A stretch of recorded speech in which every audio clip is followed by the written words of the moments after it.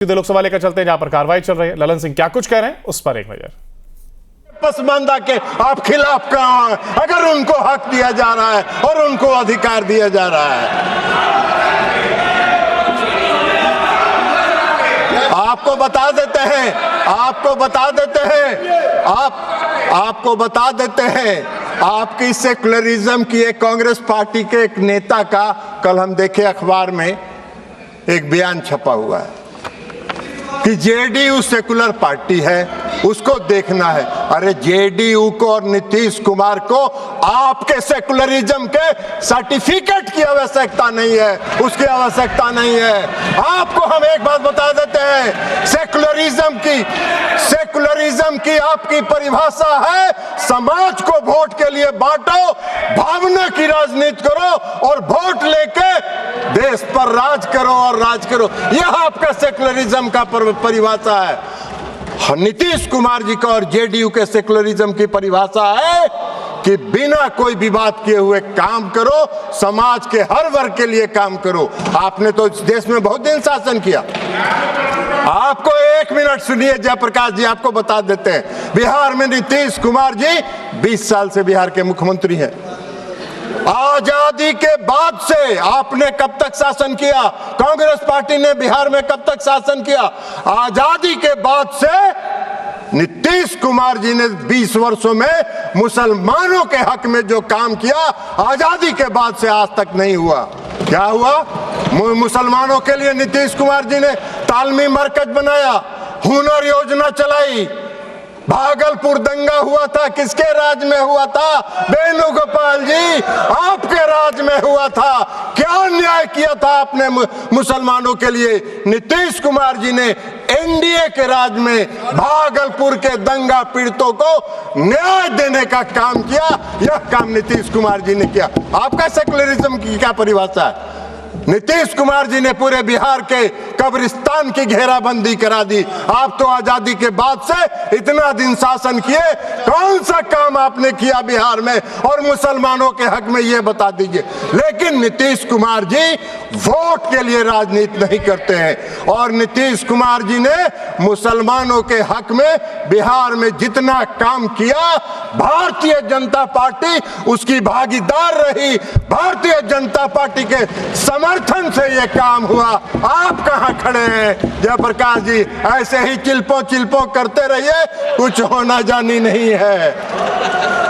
तो इसलिए आज वक्फ संशोधन बिल के माध्यम से मुसलमानों के, पसमानदा समाज के मुसलमानों के लिए, जो पिछड़े वर्ग के मुसलमान हैं, जो गरीब तबके के मुसलमान हैं, जो मुसलमान में भी सबसे निम्न वर्ग के मुसलमान हैं, उनको भी आज न्याय देने का काम हो रहा है। तो आपको चिल्पों मचा रहे हैं, आप हल्ला कर रहे हैं, आप नैरेटिव सेट कर रहे हैं, जैसे लगता है कि इस देश में कोई तूफान आने वाला है। अरे तूफान नहीं आने वाला है। इस देश के पसमानदा समाज के मुसलमान कल नरेंद्र मोदी के साथ खड़े होंगे कि इनके शासनकाल में हमको न्याय मिला। आप कहां नजर आइएगा? नैरेटिव सेट करते रहिए। और उसके बाद आप बताइए, महिला सशक्तिकरण की बात करते हैं, बड़ा चिल्लाते हैं महिला सशक्तिकरण के लिए कि महिलाओं को सशक्त करना है।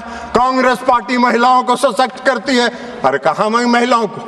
मुसलमान समुदाय में महिला नहीं है क्या? मुसलमान समुदाय में महिला नहीं है?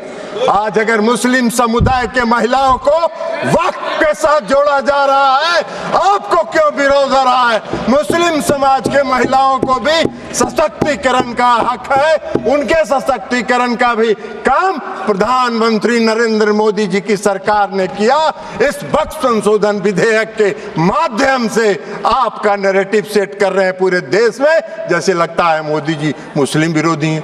मोदी जी पारदर्शी, मोदी जी सेकुलरिज्म, जिस तरह नीतीश कुमार जी ने बिहार में सेकुलरिज्म स्थापित किया, प्रधानमंत्री नरेंद्र मोदी जी भी पूरे देश में सेकुलरिज्म को लेकर आगे चल रहे हैं। समाज के हर तबके के साथ, समाज के हर वर्ग के साथ, देश के हर राज्य के साथ एक साथ काम करके उसको विकसित करने का काम कर रहे हैं, इसलिए कि उनका विजन, उनकी सोच व्यापक है। वो विकसित देश बनाना चाहते हैं, आत्मनिर्भर भारत बनाना चाहते हैं। आप देश को संकुचित रखना चाहते हैं, देश को बांट के वोट के लिए धर्म के आधार पर वोट को बांटना चाहते हैं, जो आपका चलने वाला नहीं है।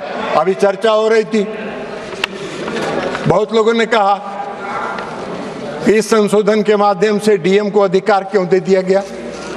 बहुत लोगों ने सिविल प्रोसीजर कोड तक की बात करी, हमको हंसी आ रही थी। सीपीसी से क्या लेना देना है? गाय का सील भैंस में, भैंस का सील सिंह जो है गाय में लगा रहे हैं। अरे भाई, इस देश में रेवेन्यू के रिकॉर्ड्स का कस्टोडियन कौन होता है? इस देश में रेवेन्यू के रिकॉर्ड्स का कस्टोडियन डिस्ट्रिक्ट मजिस्ट्रेट होता है, और डिस्ट्रिक्ट मजिस्ट्रेट को अगर यह अधिकार दिया गया था, कोई गलत नहीं था, लेकिन फिर भी आपने उसका विरोध किया। तो भाई रिकॉर्ड ने सोचा कि चलिए आपके विरोध को मान लेते हैं, और उससे बड़े अधिकारी को दे दिया ये अधिकार। लेकिन रेवेन्यू के रिकॉर्ड्स का कस्टोडियन जिलाधिकारी होता है। आपका अगर झगड़ा होगा, मेरी संपत्ति का अगर झगड़ा होगा, वेणुगोपाल जी आपकी संपत्ति का किसी से झगड़ा होगा, तो कहां जाते हैं आप? खतियान देखने के पास? किसके पास जाते हैं? वही डिस्ट्रिक्ट मजिस्ट्रेट के यहाँ, वही डिस्ट्रिक्ट मजिस्ट्रेट की अदालत में जाते हैं। एक आम मुसलमान भी आज की तारीख में, आम नागरिक अगर मुसलमान का है और उसकी व्यक्तिगत संपत्ति पर कोई विवाद होता है, तो वो जाता है डिस्ट्रिक्ट मजिस्ट्रेट के यहाँ, और वहीं से उसको न्याय मिलता है। तो आम मुसलमान डिस्ट्रिक्ट मजिस्ट्रेट के दफ्तर में जाएंगे, उनको न्याय मिलेगा। अब वक्फ को नहीं जाना है, इसलिए कि वक्फ की जमींदारी है। पूरे वक्फ की संपत्ति पर उसको समाप्त करने का काम, पारदर्शिता लाने का काम नरेंद्र मोदी की सरकार ने किया है। इसका स्वागत करना चाहिए, इसका विरोध नहीं होना चाहिए। अब आप कह रहे हैं कि ट्रिब्यूनल की बात आती है। भाई, क्या ट्रिब्यूनल में क्या दिक्कत है? आज का क्या कानून है? आज का क्या कानून है? आज का कानून यह है जो पाप किया आपने 2013 में। आज का कानून क्या है कि अगर कोई वक्त, जो सुबह में रिजिजू साहब मंत्री जी जो भाषण दे रहे थे, उन्होंने कहा कि धारा 40 को खत्म कर दिया हमने। बड़ा भाव, बहुत अच्छा, धन्यवाद के पात्र हैं किरेन रिजिजू साहब जी। इन्होंने सुप्रीम कोर्ट की बिल्डिंग को, राष्ट्रपति भवन की बिल्डिंग को, लोकसभा की बिल्डिंग को बचा लेने का काम किया। नहीं तो कल कह देता ये भी मेरा वक्त का संपत्ति है। भाई, आपका कौन सा कानून है इस देश में? इस देश में ऐसा कहीं कानून होता है? कोई प्रजातांत्रिक, हम आजादी के बाद से इतने दिनों से इस देश को चला रहे हैं, कौन सा इस देश में ऐसा कानून है कि वक्फ ने जिस पर रख दिया हाथ, वक्फ की संपत्ति हो गई?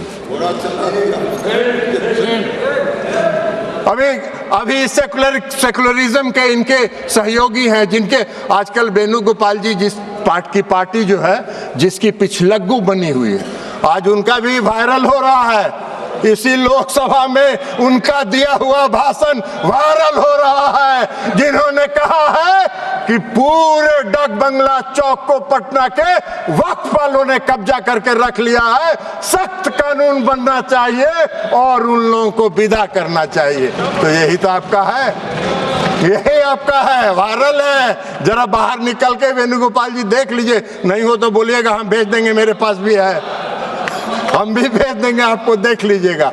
तो आप वक्फ की संपत्ति में तो अगर आज समाप्त कर दिया उस धारा को, तो बड़ा बढ़िया काम किया। हम धन्यवाद देते हैं रिजिजू साहब के, जिन्होंने इस देश को बचा लिया और इस देश के कई लोगों को इस शिकंजे में फंसने से बचा लेने का काम इन्होंने किया है। इसलिए हम उनको धन्यवाद देते हैं। अब ट्रिब्यूनल की बात है। ट्रिब्यूनल का क्या था भाई? कल इस कानून के तहत ट्रिब्यूनल में जाइए, ट्रिब्यूनल में जाके आप साबित करिए कि वक्फ का संपत्ति नहीं है, ये मेरा संपत्ति है। और उसको 5 साल तक 10 साल तक ट्रिब्यूनल सुनता रहेगा, और एक बार ट्रिब्यूनल फैसला दे दिया कि वक्फ वाले सही हैं, अब फिर कहीं नहीं जाइए, फिर उसी में रिवीजन फाइल करिए। यही तो आज का कानून था, जिसको खत्म करके इस सरकार ने पारदर्शिता लाने के लिए सिर्फ इंडिविजुअल को भी नहीं, अगर वक्फ को भी कोई शिकायत है तो वह भी अपील में जा सकता है, उसको भी आजादी मिल गई है।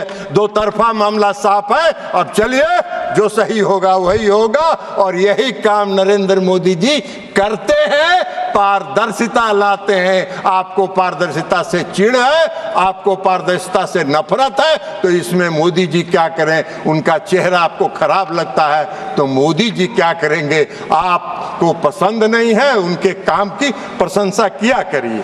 इसलिए आज जो ये संशोधन लेके सरकार आई है, ये संशोधन पूरे वक्फ के कार्यकलाप को, पूरे वक्फ के कामकाज पर, पूरे वक्फ की संपत्ति पर, पूरे वक्फ का इस्तेमाल आम और गरीब मुसलमानों के लिए, मुस्लिम महिलाओं के लिए हित में हो, इसकी व्यवस्था के साथ ये संशोधन विधेयक आया है। हमारी पार्टी जनता दल यूनाइटेड इसका पूर्ण समर्थन करती है, पारदर्शिता का समर्थन करती है, और पारदर्शिता को लाने के लिए हम आदरणीय प्रधानमंत्री नरेंद्र मोदी जी का धन्यवाद करते हैं। अल्पसंख्यक कल्याण मंत्री किरण रिजिजू साहब का धन्यवाद करते हैं और अपनी बात समाप्त करते हैं। माननीय सदस्य श्री अरविंद सामंत जी। माननीय चेयरपर्सन मैडम, वक्फ अमेंडमेंट बिल 2025 पर हम अपनी विचार प्रकट करने के लिए खड़े हैं। सुबह से बहुत अच्छे भाषण भी सुन रहे हैं मेरे मित्र। तो देखिए, वक्फ बिल का विरोध ठीक नहीं, ये बात ललन सिंह की ओर से कही गई। ललन सिंह को आपने सुना, जहां पर वक्फ बिल को लेकर के लगातार सदन में चर्चा की जा रही, लोकसभा में जाकर ये बिल पेश किया गया, तो इसके साथ ही तमाम नेता अपनी बात रख रहे हैं, और ललन सिंह ने अपनी बात को रखा और कहा देश पीएम मोदी के साथ है। वक्फ बिल को लेकर के उन्होंने अपनी बात को रखते हुए इसका जिक्र किया है, वक्फ बिल से बेहतर होगा, यानी कि इसका जिक्र किया गया, और वक्फ बिल का विरोध ठीक नहीं है। इन तमाम बातों का जिक्र ललन सिंह की ओर से किया गया है। गरीब मुसलमान नरेंद्र मोदी के साथ खड़े हैं। जो मुस्लिम समुदाय हैं, उनकी जो महिलाएं हैं, उनको भी इससे फायदा होगा। पीएम मोदी विकसित भारत बनाना चाहते हैं। ये वो तमाम बातें जो ललन सिंह ने कही हैं। विपक्ष धर्म के आधार पर देश को बांटना चाहता है, ये आरोप लगाया गया। दरअसल वक्फ बिल को लेकर के लगातार विपक्ष एक माहौल बनाने की कोशिश और विरोध करता हुआ वक्फ बिल का नजर आ रहा है, और इसी को लेकर के ललन सिंह ने जहां पीएम मोदी की तारीफ की, तो वहीं विपक्ष पर वो हमलावर नजर आए हैं।